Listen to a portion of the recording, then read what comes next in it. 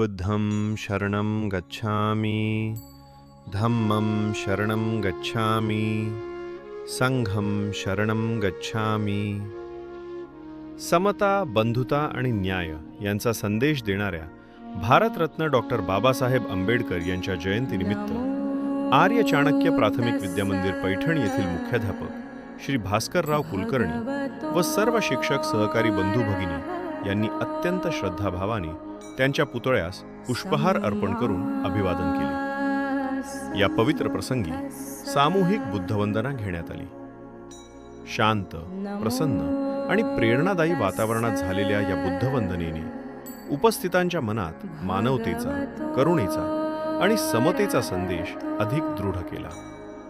विशेष म्हणजे गेल्या सलग 18 वर्षांपासून हा आगळा वेगळा आणि प्रेरणादायी उपक्रम सातत्याने राबविला जात आहे.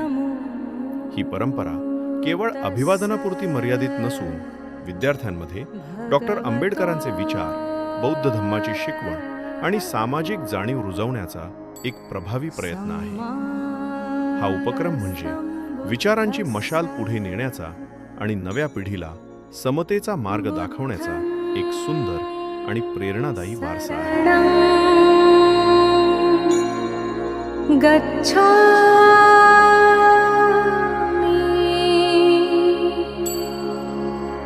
धम्मं शरणं गच्छामि,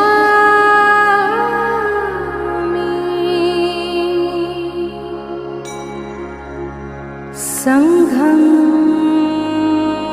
शरणं गच्छामि,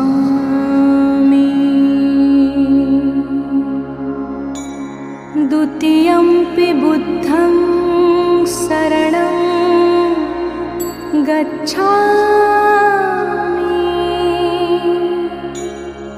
द्वितीयंपि धम्मं शरणं गच्छामि, द्वितीयंपि संघं शरणं गच्छामि,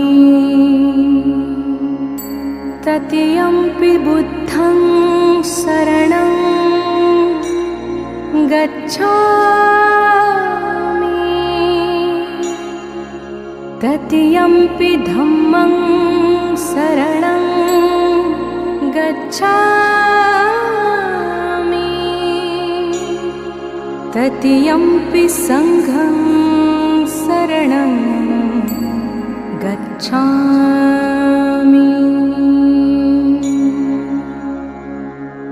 पाणातिपाता वेरमणि, सिक्खापदं समादियामि.